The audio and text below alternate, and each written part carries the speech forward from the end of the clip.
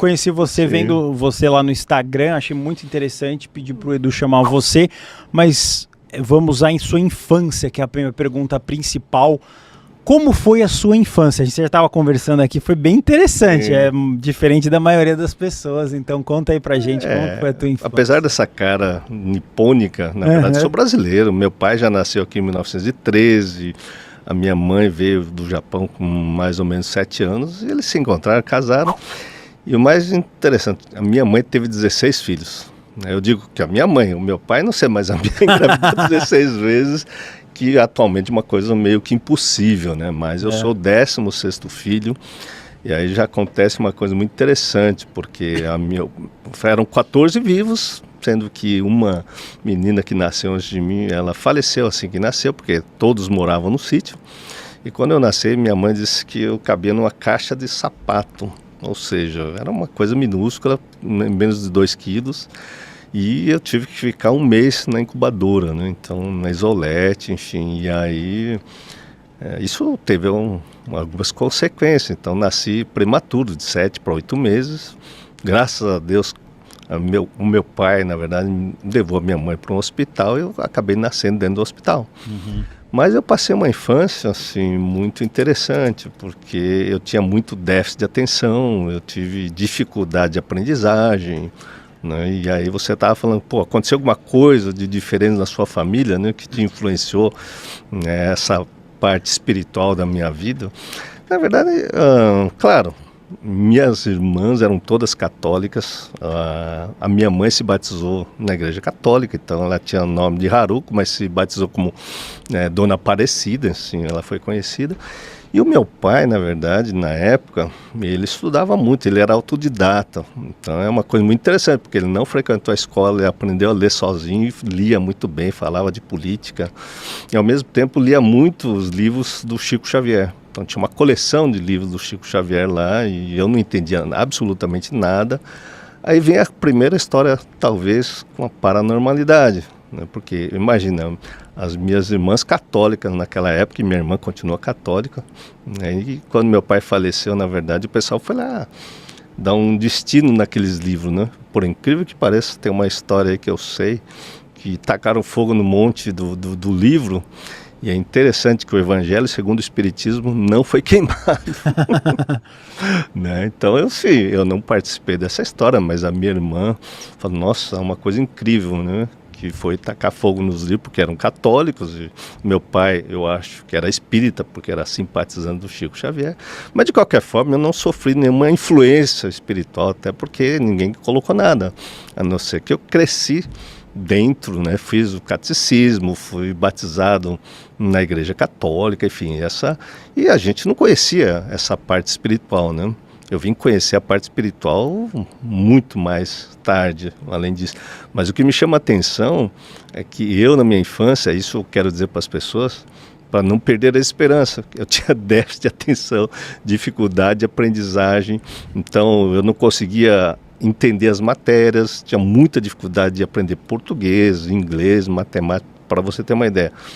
No 3º colegial, eu fiz o colegial na escola pública aqui em São Paulo, aqui na rua Heitor Penteado, como chama? Colégio Rodrigues Alves, não, enfim, até esqueci o nome do colégio, mas eu não sabia verbo to be, não sabia equação de 1º grau, não sabia equação de 2º grau, parábolas, português, enfim, não sabia absolutamente nada. Mas, de repente, eu fui fazer o cursinho, a minha mente abriu, puff, e por incrível que pareça, eu consegui aprender tudo em 1 ano de cursinho, que eu fiz no Objetivo, depois fiz 1 ano no Ângulo, e de repente eu entrei na USP, que naquela época só tinha 92 faculdades de medicina, hoje deve ter passado de 400. Mas para mim aquilo já foi um milagre, né? De repente um cara que vem num colégio estadual, não tinha uma base educacional nenhuma, né? Praticamente eu lembro que eu não sabia absolutamente nada de tabela periódica, todas essas coisas que você precisa decorar e aprender. E de repente eu entro na melhor faculdade de medicina do país, né?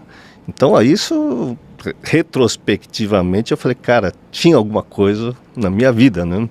essa alguma coisa na minha vida foi se concretizando ao longo da minha história. Então, de repente, eu entrei na faculdade de medicina e, por incrível que pareça, quando eu entrei, eu me senti o cara mais burro do planeta.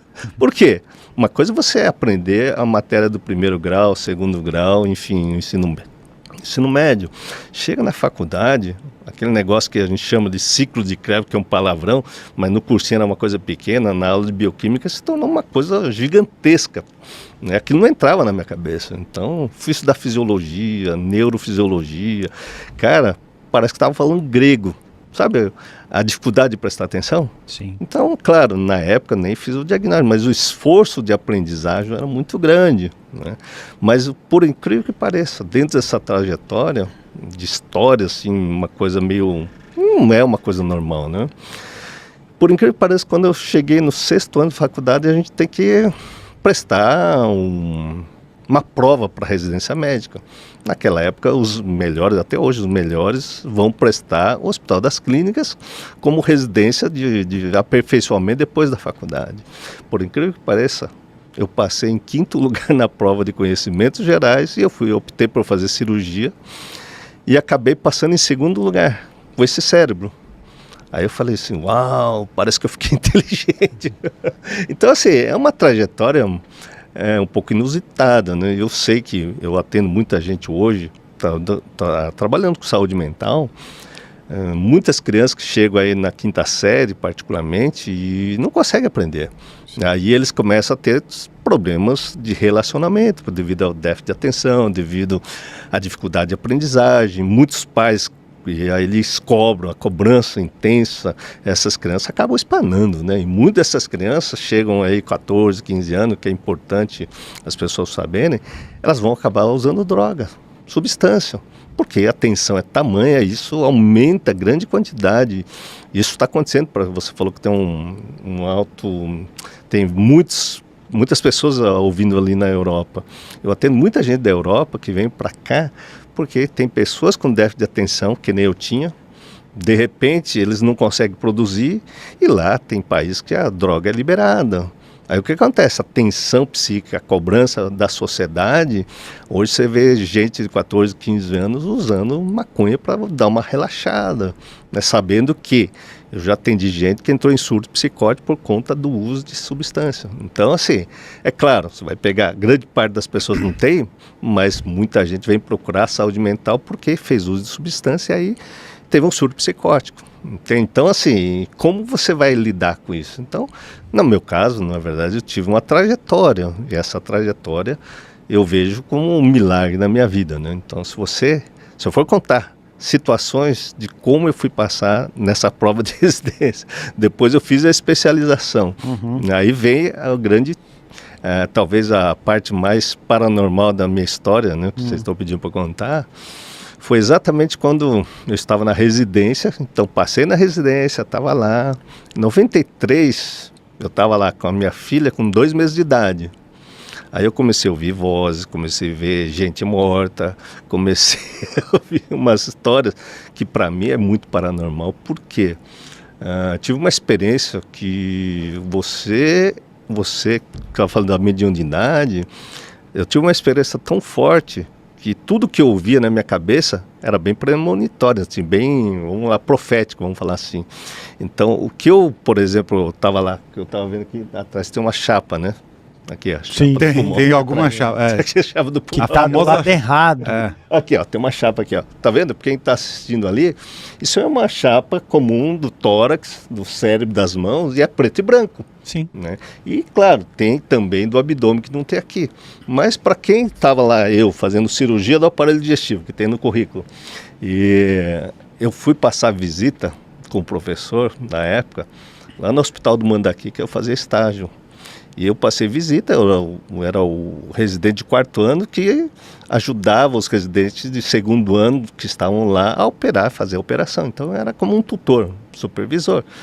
Aí eu passei visita a um paciente grave que estava no pronto-socorro, cujo paciente ia operar no dia seguinte. E eu olhei essa chapa preto e branco. Ficou colorida? Não, estava colorido não. Onde estava vendo um negócio preto, eu vi, falava, aqui tem uma pedra e tem uma pedra na vesícula e a pedra está fora da vesícula. Que é um borrão, né? E na verdade só eu vi aquilo. Tinha? Não, naquela chapa não. No paciente? Não. Então, a questão é que no dia seguinte eu fui operar esse paciente, e a pedra quando eu fiz o exame intraoperatório, que é botar um contraste, ele fica branco, né? É igual você, fica mais realçado com o contraste, onde é preto fica branco. Pois bem, aquela chapa do dia seguinte, eu tinha visto a pedra que estava, mas estava dentro do paciente, cujo exame foi feito no dia seguinte. Eu olhei assim e falei, cara, isso aqui eu vi ontem no raio-x que não tinha contraste. Aí, se eu for contar, muitas experiências nesse sentido aconteceram exatamente no ano de 1993, 94. Aquilo mudou profundamente a minha vida. Pra você ter uma ideia, eu fiz minha especialização em cirurgia geral, que foi 2 anos, depois fiz 2 anos de cirurgia do aparelho digestivo no Hospital das Clínicas, e fui trabalhar junto com o professor Pinotti, que foi muito famoso, operou o Tancredo Neves e tal. E, assim, nessa trajetória, em 93, eu tive essa abertura espiritual na minha cabeça. Então, para um cara que ia fazer cirurgia, estava vivendo especialidade, me preparando para ser cirurgião. E, claro, naquela época eu já estava intenso, enfim. No fim, fiquei no grupo de cirurgia, né, de 93 até 2000, fiquei no Hospital das Clínicas, onde eu produzi muito trabalho científico lá. Mas, por incrível que pareça, a minha cabeça fez assim, deu uma expandida. Aquele cara que tinha um déficit de atenção, parece que deu uma clareada. E se eu for te contar umas coisas assim paranormais que foram acontecendo exatamente no ano 93, 94, para mim, assim, como é que eu posso explicar? Era Deus falando na minha cabeça. Cada um tem uma experiência com Deus, né? Assim como Moisés conversou lá com a sarça ardente, Balaão conversou com a mula. Enfim, Deus se manifesta, né, como nós estávamos falando aqui, de uma maneira assim arrebatadora, né? Então, na minha vida, inclusive as pessoas que estudam teologia, religião, me questionaram, mas como assim você estava com Deus acontecendo essas coisas? Eu falei, cara, é o mesmo Deus que eu sigo até hoje, que se manifestou tendo uma abertura aí, na época eu fui levado no Centro Espírita, lá no Centro Espírita Perseverança, e lá eu fiquei de 93 até o ano 2000. Eu fui estudar livro dos médiuns, livro de Allan Kardec, enfim, o Evangelho segundo o Espiritismo, enfim, fui fazer Evangelho no lar. Comecei a me aprofundar nessas questões espirituais, coisa que eu tinha abandonado. Por que eu tinha abandonado? Então, até os 10 anos de idade, retrocedendo, eu frequentava a igreja católica, minhas irmãs eram católicas, e o meu pai, vamos colocar assim, espírita. Então, é claro, meu pai não quis que, quando ele morresse, fosse feita a extrema-unção com o padre, né? E quando eu estava lá com 10 anos, passando bem em frente da igreja, que é perto do cemitério, eu perguntei para minha irmã por que o padre, né, da época, não ia fazer a reza, ou enfim, rezar a missa do meu pai, que tinha falecido. E eu, como frequentador da igreja, falei, isso é uma tradição.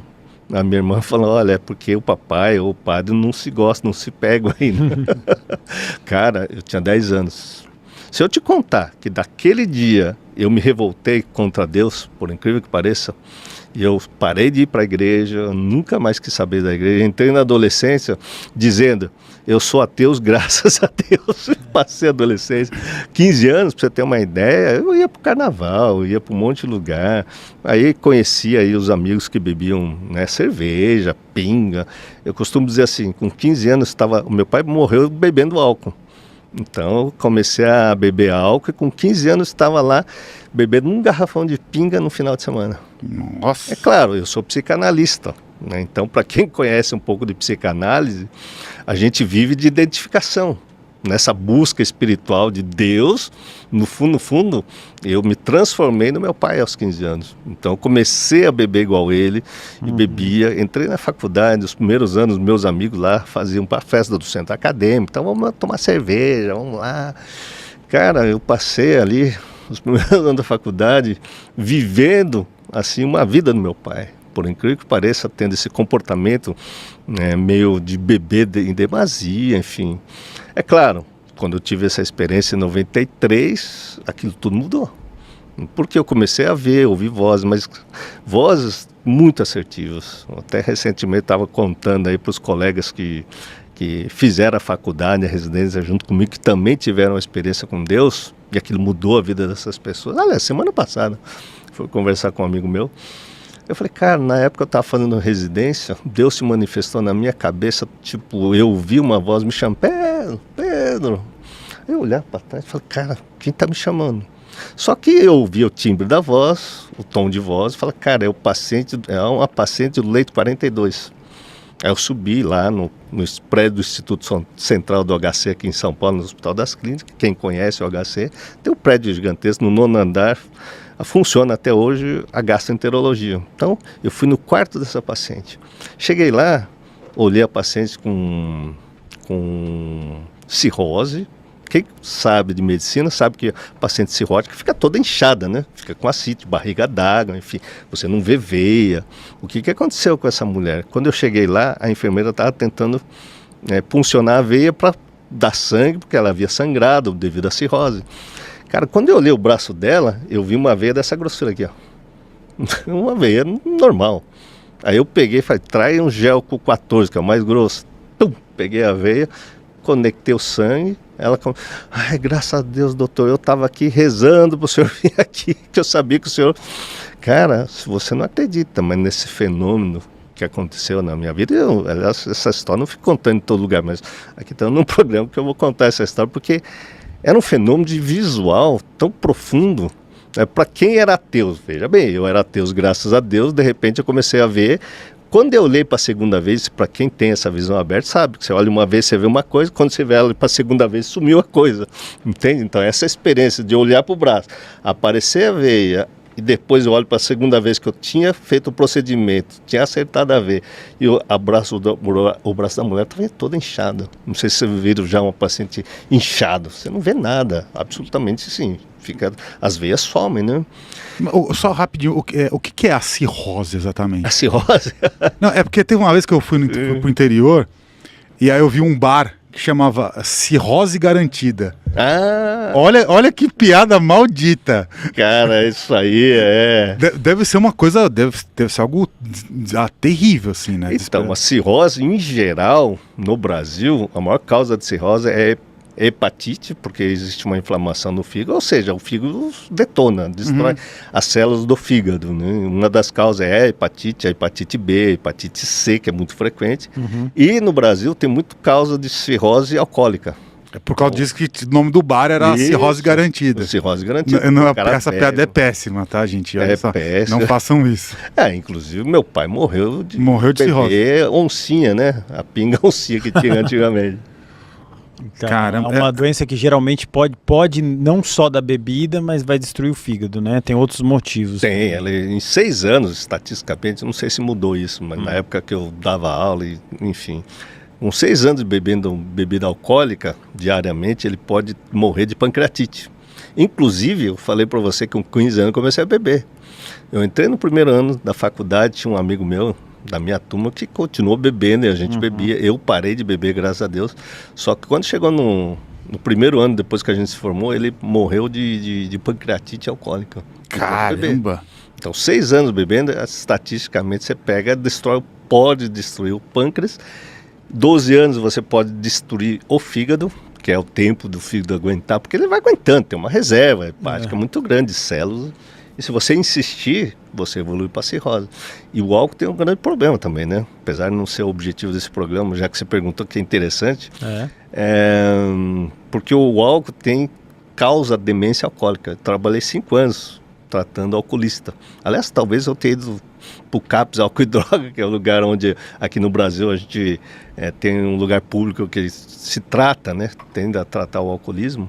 70% das pessoas que frequentavam o CAPS era devido ao uso abusivo de álcool, né? E eu vi muito demência alcoólica. Então, assim, você vê as complicações desse lugar, né? Complicação da maconha, complicação do álcool. Enfim, vai dar complicação, né? Mas é que a diferença é que o álcool, ele é romantizado. Sim. Pela nossa cultura popular. Sim. Você sempre vê lá uma coisa super elegante, ou um homem num bar tomando um Sim. drink e fumando um cigarro. É tão estiloso, Sim. né? É uma coisa do homem corajoso que toma um cowboy, né? Que é aquela coisa. Sim. Ou então as músicas de sertanejo no Brasil, todas elas envolvem álcool, Sim. beber para esquecer, né? O que é, né? Sim. A principal bizarrice. Então, assim, é até legal o seu depoimento que eu falo aqui. Às vezes o pessoal acha que eu sou muito extremo com relação ao álcool. Álcool é uma desgraça. Destrói a vida de quem bebe e de todos em volta que supostamente a pessoa ama. Então, álcool, não existe beba com moderação. Ai, não, é só uma cervejinha no final do dia com meus amigos. Não existe.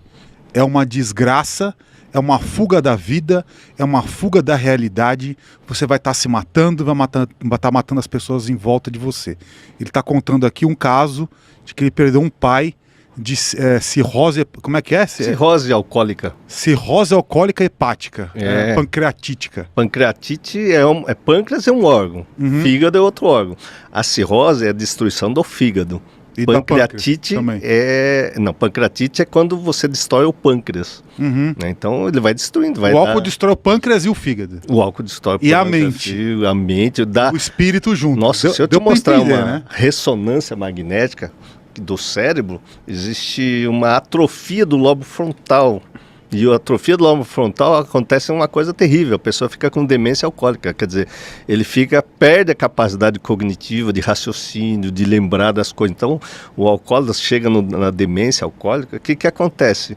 Ele simplesmente fala, não, eu sei que o álcool faz mal para o meu fígado, pro meu pâncreas, eu sei que estou brigando com a minha esposa por causa do álcool, ele sabe, mas ele não tem freio, porque o lobo frontal é o racional, que é o tema da palestra de hoje aqui da entrevista, que é como a gente conhece Deus através do nosso cérebro.